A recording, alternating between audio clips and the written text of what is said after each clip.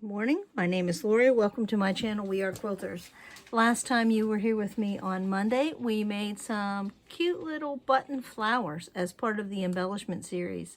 Today we are going to continue with crazy blocks made out of crumbs, but we are going to do curved piecing.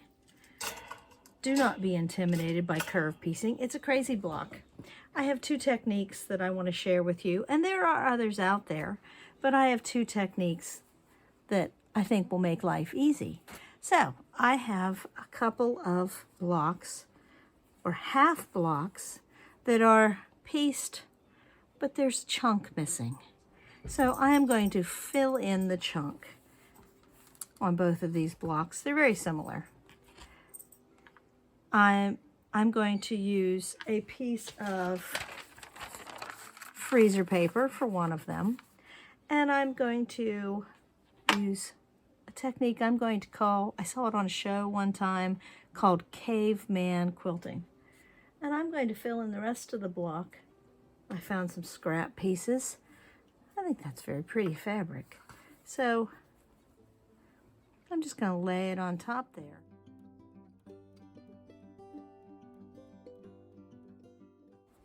The first technique, let me move my block, my cutting mat out of the way. The first technique is to make a gentle curve and then sew the pieces together. So I have half of it pieced and I need a gentle curve, and then I will just join the two together. So I need to make sure they're on top of each other. And then I'm just going to use the rotary cutter and cut a gentle curve. This would be more difficult if you use a drastic curve. Nice scrap. And then I remove the other piece. And now it's going to take up, there's going to be seam allowance there, but you can see that those two will go together. I'm going to pin it right here in front of you. And then I will go sew and be back. So I am putting, it's not, I could line up centers and all that, but I'm just going to line it up so that and I'm going to pin. You know how much I love pinning things, but I'm going to pin so I don't end up with puckers, because that's the trickiest part of sewing curves, is you don't want to end up with puckers. So that is what I'm going to do to help myself out for this technique of caveman quilting. I saw that on Alex Anderson's show. There might be a book, I don't know. I don't have it if there is.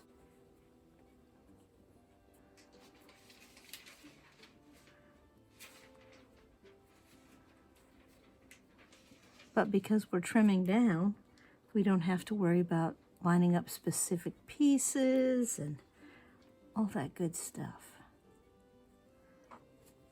So there it is. Now, it is most likely to get a pucker in this concave part, so I'm going to keep that on top as I sew. I will be right back.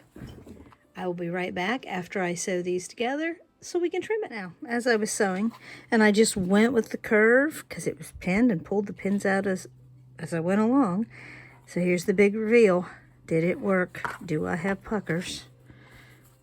No, it looks like that technique worked. Let me give it a quick press and I'll be right. I think the key here is using oversized pieces, because there's my 6.5 inch block and that easily covers it. Let's trim that up very quickly so you can see the aha moment before I show you the second technique. I mean, it does not take a lot to trim this up. This is a 6.5 inch ruler that I found in my pile of stuff. Makes life easier when you're trimming up to a 6.5 inch block.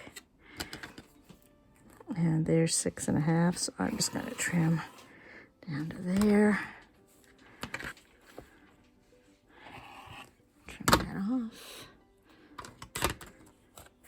Sorry about the glare from the ruler. Nothing can be done about that. Unless I turn off the lights, and then we'd be in the dark.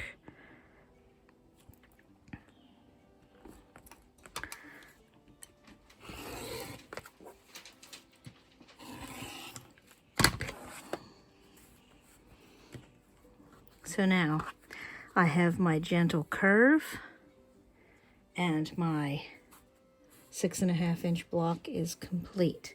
Let me show you the second technique, which is a little more complicated, but not much. Hang on while I get things set up. For the second block, I'm going to use a piece of freezer paper and a pencil to finish out my curve. And this one, I think you can get away with a sharper curve. I'm going to lay my block on there. I'm going to do a rough trace of what I've got. I'm going to get this out of the way. Now, I could do a sharper curve.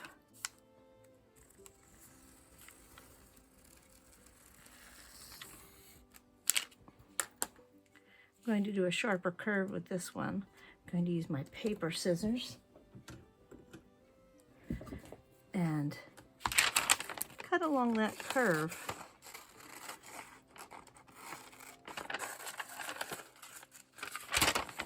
I'm not allowing a seam allowance right now. I'll do that when I actually cut my fabric.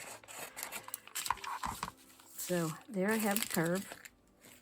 When I lay that on there, I can see that that curve will cover up, and it's a steeper curve. So I'm going to go to the iron, and I'm going to iron this onto the back of the fabric. Okay, I am back from the ironing board. I have ironed it onto the back of the fabric, and I can see roughly that it will cover. So I am going to, and you can see that I have it on there, I'm going to trim that curve down to approximately 1/4 of an inch. Maybe a little bit bigger so it's easier to work with. And then I'm going to pull out the starch and roll that over like I did back in the applique techniques. I'm going to roll that over and starch it flat so that I know where the edge is. Be back in just a moment. If you don't remember this technique, it involves starch. I'm using heavy starch and a Q-tip. I'm just spraying some in the lid, and I will rinse the extra out later. Just a little spritz in the lid, and then I'm taking my Q-tip and running it along the paper. You'll notice that I have a pressing cloth on my ironing board so I don't turn my wool mat more rust colored. But I'm soaking it pretty well into the fabric. This is a fantastic technique for just plain old applique. If you haven't tried it, it's easy, because it either makes it hand sewing, or we're going to attempt to sew by machine. So I can set that aside now. This is where I'm going to dry the starch as I roll it up over that paper pattern.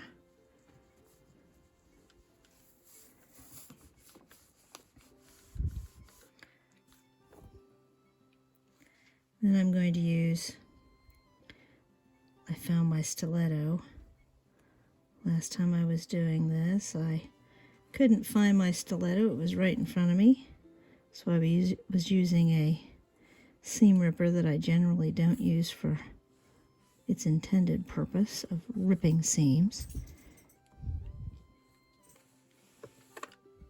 And if I get a little hitch in my, like a sharp point or I'm not happy with how it's turning over, I can always re-starch it, wet it again, and iron it again.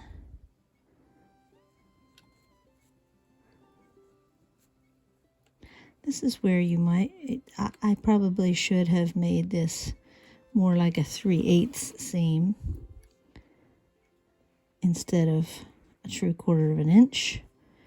I think my life would have been a little easier, but it'll be all right. So I'm drying it as I go. When I flip it over, let's see how it looks. I want it to be fairly smooth, smooth enough. So there I have my curve. I am going to peel off the paper. The great thing about this technique is that the starch, you can peel off the paper, and the starch being dried in there keeps that crisp. There's still that turnover. So now I have 2 options here. Well, actually 3 options. I could hand sew this down onto the patch.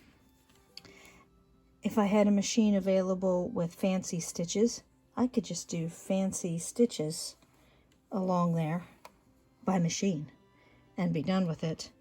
I am going to roll it over and pin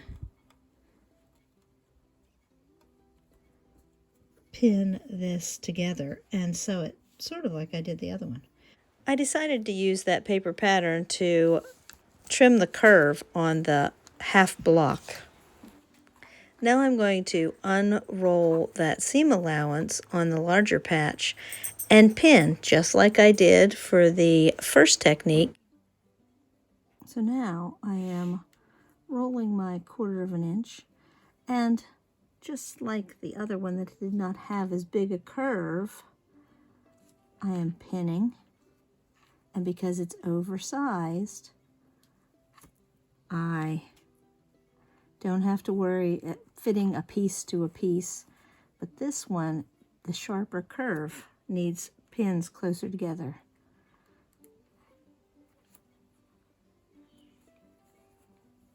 And I think that this technique is best practiced on cotton fabrics. Next week we will explore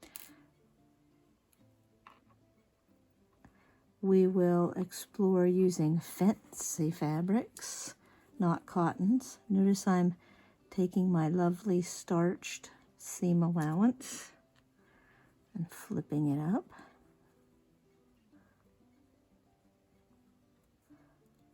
That'll give me where the seam allowance, I can see the crease. It'll give me a place to aim for when I sew. But if I get off of that by just a little bit, it'll be all right. It's a crazy block. It doesn't have to be absolutely perfect. No one will know but you. Unless you tell all your quilting friends.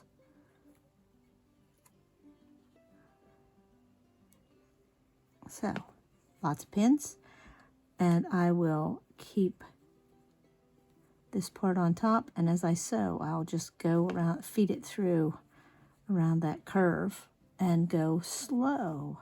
I'll be back in just a minute.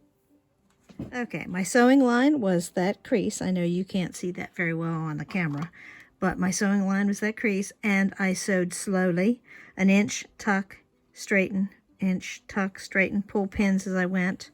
Let's see how it turned out. Moment of truth. Well, I didn't get any puckers, and I do have a nice deeper seam. Let me give this a very quick press, and then we'll do some trimming. With a quick press, that lays nice and flat, even flatter.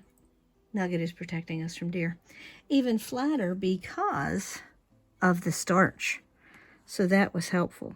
Time for a quick trim up, and it will be ready to put on the pile to be embellished.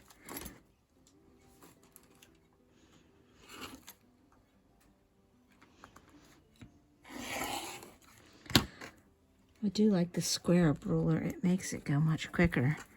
2 sides at a time. Oh, I have it backwards.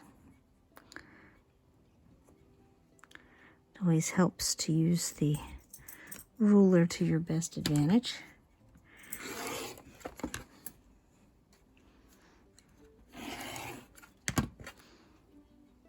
And there it is.